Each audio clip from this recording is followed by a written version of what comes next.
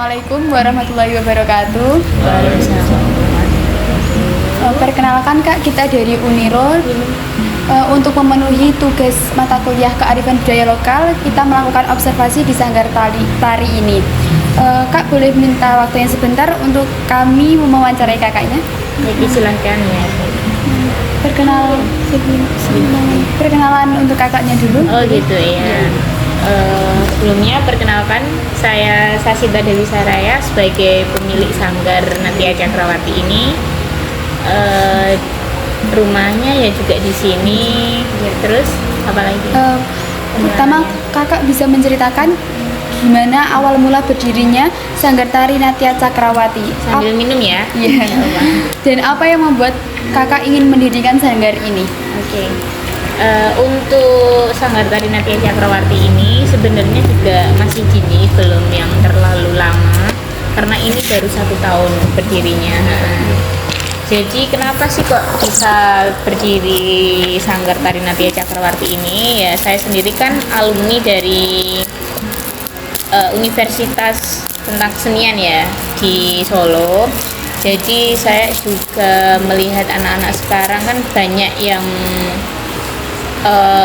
masih kurang tertarik dengan budaya. Jadinya saya mewadahi anak-anak yang masih suka dengan budaya apalagi tradisi. Jadi saya pengen mendirikan sanggar tari ini. Ini basicnya di tari sih sebenarnya, tari tradisi, kreasi tradisi. Selama mengelola sanggar, hal apa yang paling ingin kakak tanamkan ke anak-anak atau para penari di sini? Disiplin. Nah, ya disiplin entah apapun itu. Misal dari disiplin waktu, disiplin gerak, itu wajib ditanamkan mulai dini. Karena disiplin itu sangat berpengaruh pada karakter anak dan pada kepenarian itu sangat berpengaruh.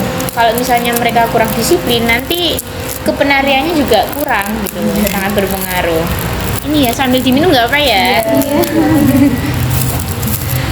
Dalam perjalanan mengelola sanggar ini, tantangan apa yang paling sering kakak hadapi dan bagaimana cara mengatasinya? Untuk saat ini tantangannya itu membentuk penari.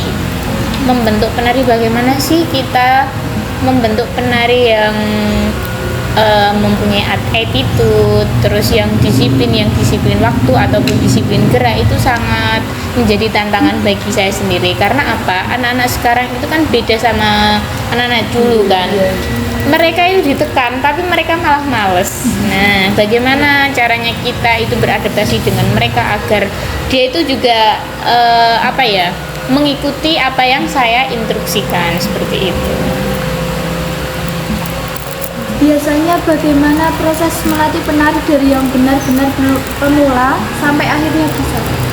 Untuk di sanggar sini kita kan ada kelas A, B, dan C. Jadi kelas A itu rata-rata yang masih pemula, kayak anak kecil itu. Iya, anak kecil kan tidak bisa dipaksa untuk bergerak. Jadi biarkan saja mereka mengikuti kita.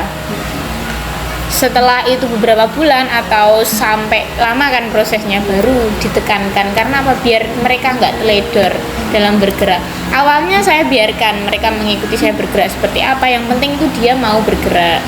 Terus kalau misalnya yang untuk dewasa atau kategori SD lah, SD kelas 4, 5 dan seterusnya, itu mereka benar-benar harus ditekankan mulai dari olah tubuhnya itu biar menjadi penari yang baik. Jadi ini apa arti keberadaan Sanggar Tari Natia Cakrawati ini bagi anak muda dan kelas tarian tari daerah?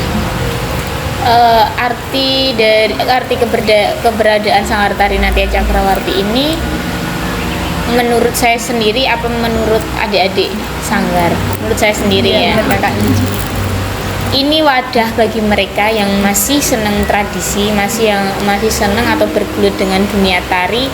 Jadi mereka punya wadah untuk mengeksplor dirinya di dalam kayak mengekspresikan kalau misalnya sedih ataupun galau, mereka biar nari, biar have fun dengan teman-temannya itu. Jadi nggak sekedar nari, rasanya juga diolah kalau ditari itu. Explore. Dari pertanyaan kita tadi sudah cukup untuk wawancaranya. Terima kasih untuk waktunya Kak. Sudah cukup. Oh iya.